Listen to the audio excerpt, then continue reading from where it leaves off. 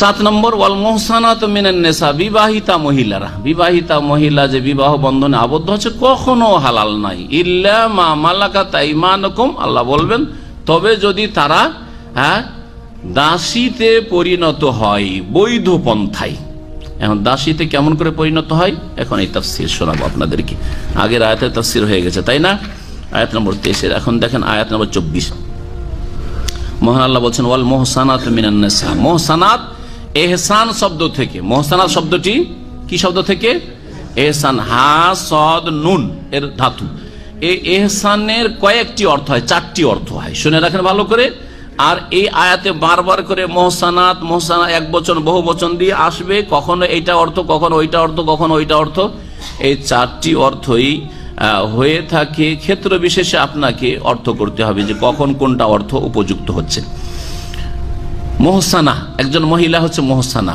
প্রথম মুহসানার মানে হচ্ছে মুসলিমা, মুসলিম মুমিন নারীদেরকে কি বলা হয়, মুহসানা, কারণ মুসলিম হচ্ছে আসল সতী। 2 নম্বর মুহসানা মানে হচ্ছে বিবাহিতা, মুতাজাওয়িজা। এখানে এই আয়াতে, এই যে আয়াত নম্বর 24 এবং 5ম পারার প্রথমেই যে শব্দটি এসেছে ওয়াল মুহসানাতু মিনান নিসা, বিবাহিতা মহিলাদেরকে হারাম করা হয়েছে। কি অর্থ নিলাম তাহলে, বিবাহিতা, তাই না? কয় নম্বর হলো এটা, 2 নম্বর হলো। 3 নম্বর হচ্ছে স্বাধীন মহিলারা, হুররা, দাসী নয়, দাসীর বিপরীত স্বাধীন মহিলারা হচ্ছে মুহসানা। তাহলে যে কোনো স্বাধীন মহিলার, আজকাল সব মহিলাই স্বাধীন, দাসত্ব প্রথা বাস্তব থেকে উঠে গেছে। তো এই স্বাধীন মহিলাদেরকে কি বলা হয়, মুহসানা বলা হয়। 4 নম্বর অর্থ হচ্ছে মুহসানার সতী সাধ্বী রমণী, সতী সাধ্বী রমণী, যেমন সূরা নূরে রয়েছে। এরকম এখানেও আসছে শব্দগুলি, কোনটার অর্থ সতী সাধ্বী। ইন্নাল্লাযীনা ইয়ারমুনাল মুহসানাতি, যারা সতী সাধ্বী রমণীদেরকে কি করবে, অপবাদ দেবে জেনা ব্যভিচারে। সুম্মা লাম ইয়াতু বিআরবাতি শুহাদা, আর 4 সাক্ষী যদি জুটাতে না পারে, ফাজলিদুহুম সামানিনা জালদা, তাহলে 80টি বেত্রাঘাত করো। আছে না নেই? তো ওখানে মুহসানা মানে কি, সতী সাধ্বী। সতী সাধ্বী মহিলা হইতে হবে, তার দ্বারা কখনো এইরকম ব্যভিচার দেখা যায়নি, এইরকম ভালো মেয়ে। আসল হচ্ছে যে একজন মুসলিম মেয়ে বা একজন অমুসলিম হইলেও জেনার কোনো প্রমাণ তার লাইফে পাওয়া যায়নি, তার মানে সে সতী মেয়ে। এইরকম মেয়ের উপর যদি অপবাদ দেয় তাহলে। কিন্তু যেই মেয়ে যখন তখন ব্যভিচার করিয়ে বেড়ায়, তার পেশাই হচ্ছে ওই রকম, সে সতী নয়, সতী নাই, তখন মিথ্যা অভিযোগের বা মিথ্যা অপবাদের সম্ভাবনাটা কম। আসলে চরিত্র এইরকম এই মহিলা, জি, এই জন্য আল্লাহ পাক। যাই হোক, আবার বলেন তো দেখি কে বলতে পারে মুহসানাতের 4টি অর্থ। মুসলিম হওয়া, জি, বিবাহিতা, স্বাধীন, সতী সাধ্বী, জি। এখন কোনখানে কোন অর্থ হচ্ছে দেখতে থাকবেন। ওয়াল মুহসানাতু মিনান নিসা, আর হারাম করা হয়েছে হে মানুষ তোমাদের উপর বিবাহিতা মহিলাদেরকে। এখানে মুহসানা মানে বিবাহিত, মুতাজাওয়িজা। ইল্লা মা মালাকাত আইমানুকুম, তবে তোমাদের ডান হাত যেসব নারীদের মালিক হয়েছে, এটা শাব্দিক অর্থ করলাম, অর্থাৎ তোমাদের অধীনস্থ দাসীদের বিষয়টি ভিন্ন। কেমন কথা? কথা হচ্ছে এই যে জিহাদ ফি সাবিলিল্লাহ হইল, হওয়ার পরে সেখানে কাফেররা বন্দী হইল, পরাজিত হইল, কাফেরদের মহিলারা বন্দী হইল, শিশুরা বন্দী হইল। তো এই কাফেরদের মহিলাদেরকে এবং কাফেরদের শিশুদেরকে কি করা যাবে, এই একটা সমস্যা ধরেন, সমস্যা। এর সমাধান চাই না, চাই না, চাই না, চাই না, বন্দীদের ক্ষেত্রে সমাধান চাই।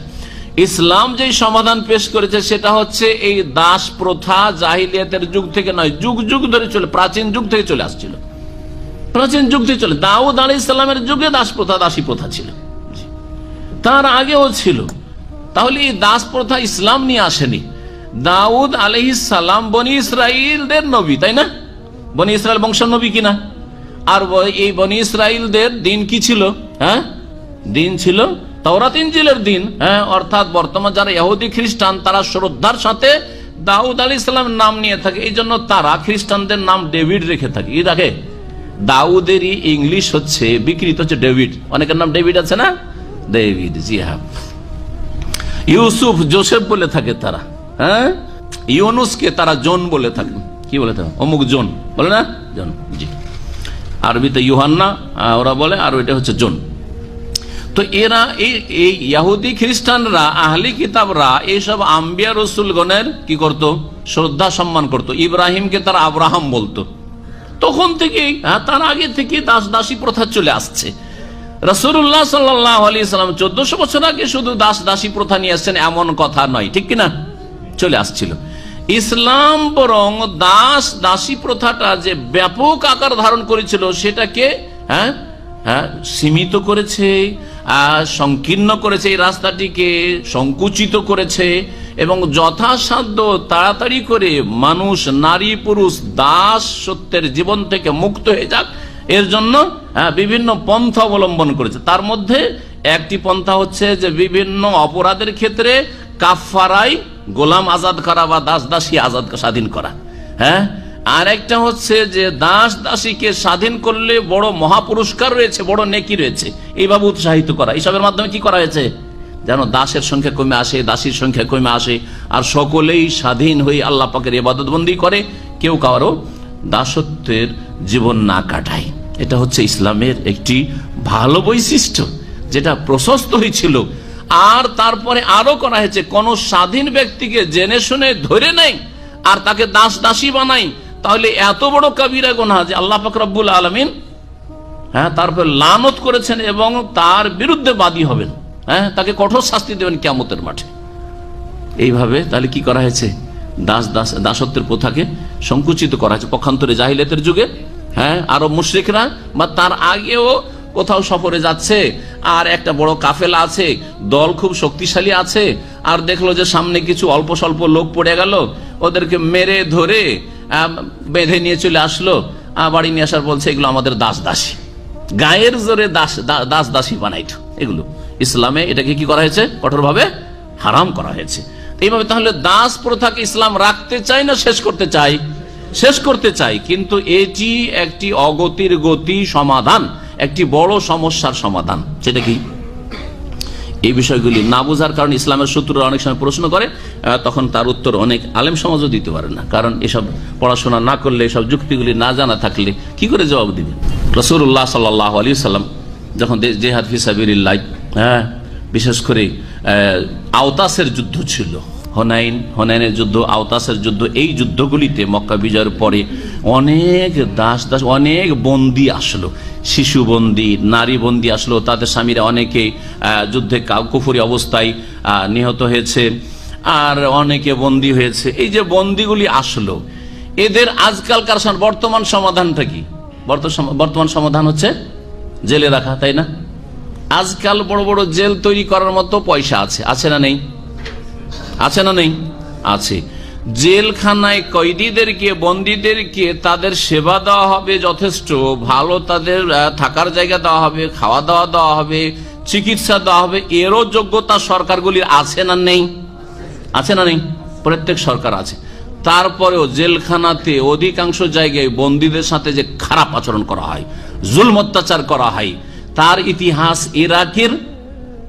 ইরাকের আবু গারিব জেল এবং আমেরিকার গন্টানামো, কিভাবে মানসিক শারীরিক জুলম অত্যাচার এই জেলগুলিতে করা হয়েছে আর যুগে যুগে করা হচ্ছে। মানুষকে মানুষই মনে করা হচ্ছে না। যদি এই ইতিহাসগুলি পড়েন তো আপনি সুবহানাল্লাহ, উফ, কত যে কষ্ট পাবেন। এই জুলম অত্যাচার হচ্ছে। নবী করিম সাল্লাল্লাহু আলাইহি সাল্লামের জামানায় যখন এই বন্দীরা আসলো অনেক সংখ্যায়, তখন এটি একটি বড় সমস্যার সমাধান। বলবেন যে জেলখানা তৈরি করতে হইতো, নিজের ঘরে তো খাবার ব্যবস্থা নেই, আছে খেজুর খেয়ে দিন পাত হচ্ছে, 1 মাস 2 মাস 3 মাস 2-3টা খেজুর ডেলি আর তার সাথে একটু পানি, এই খেয়ে পার হয়ে চলে যাচ্ছে।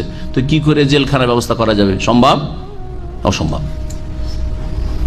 তাহলে কোথায় বেঁধে রাখবে? তো কোথাও, আর সবসময় পাহারা দিয়ে বসে থাকবে, তাও খুব মুশকিল ব্যাপার। এর জন্য সহজ পন্থা হচ্ছে যে দাসত্বের প্রথা আগে থেকে চলে আসছে।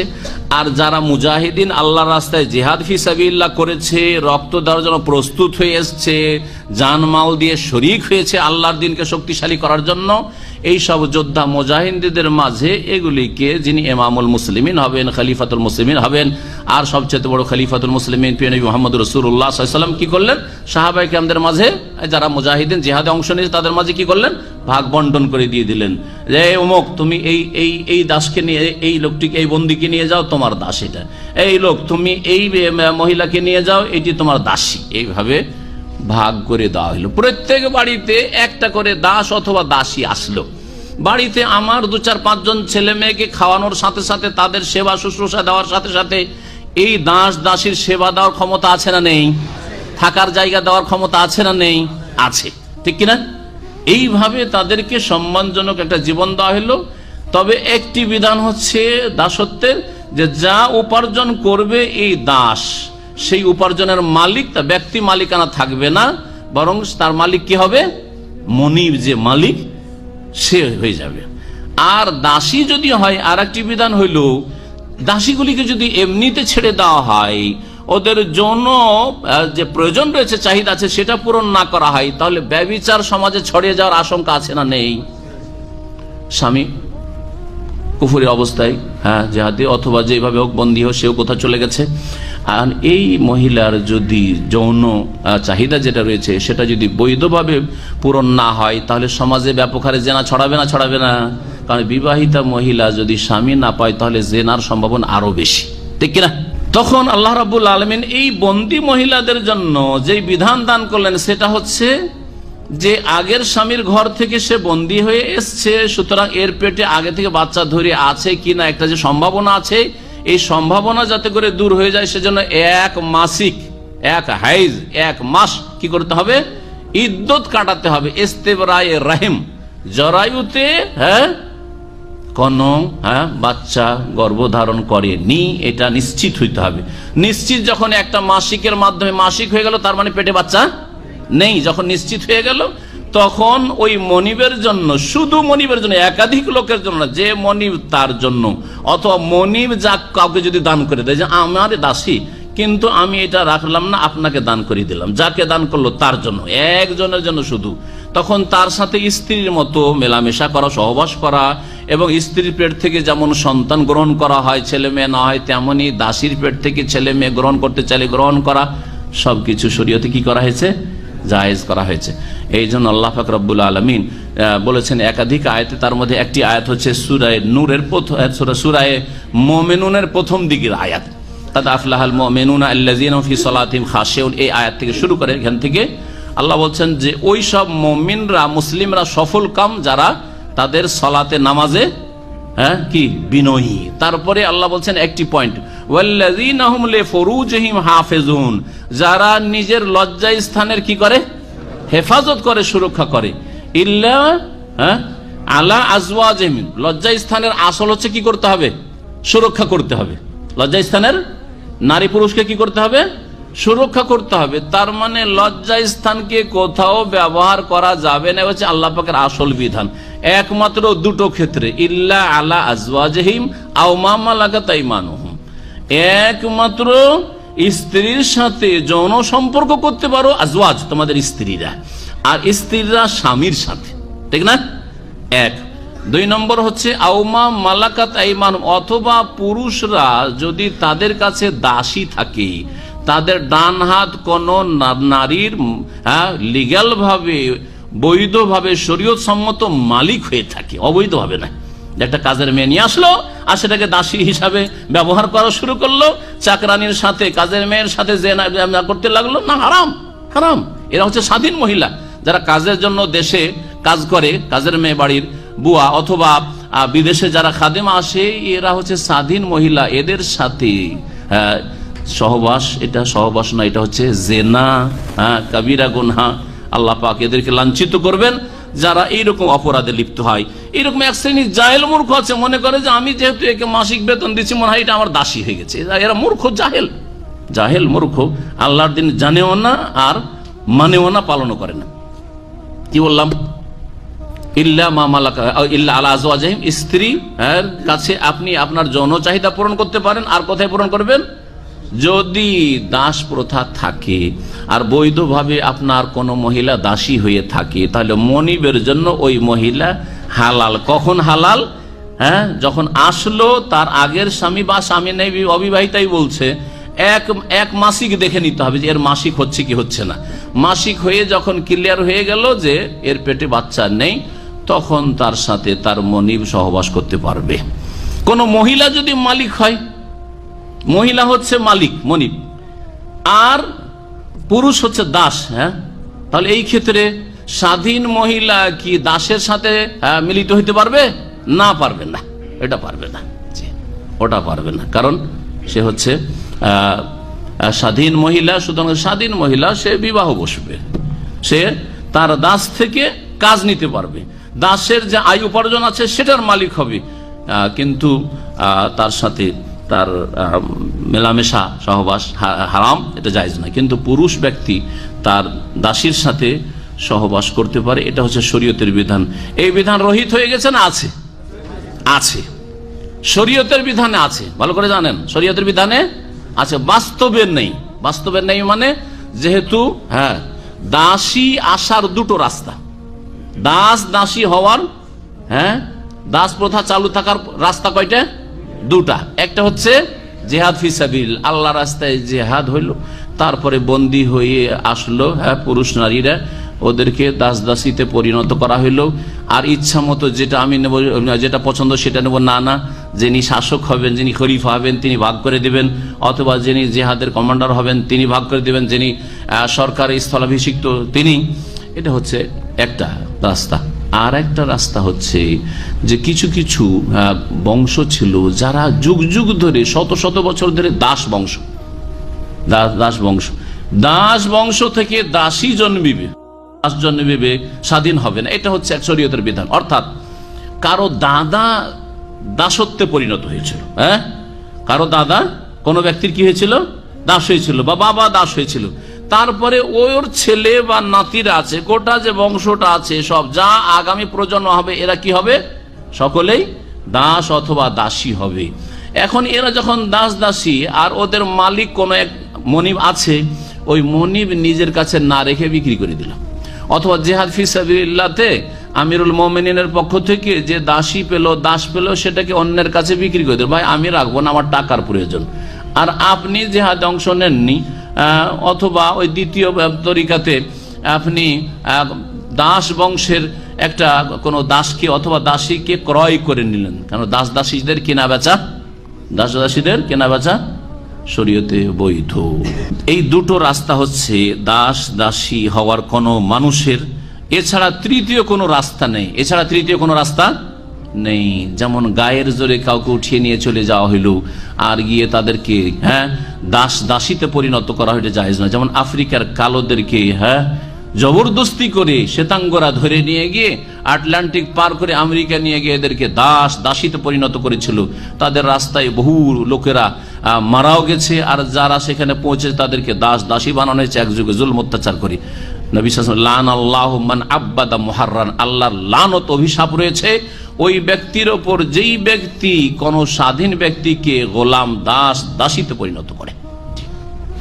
আশা করি দাস দাসীর বিষয়টি বুঝতে পেরেছেন, তাই না?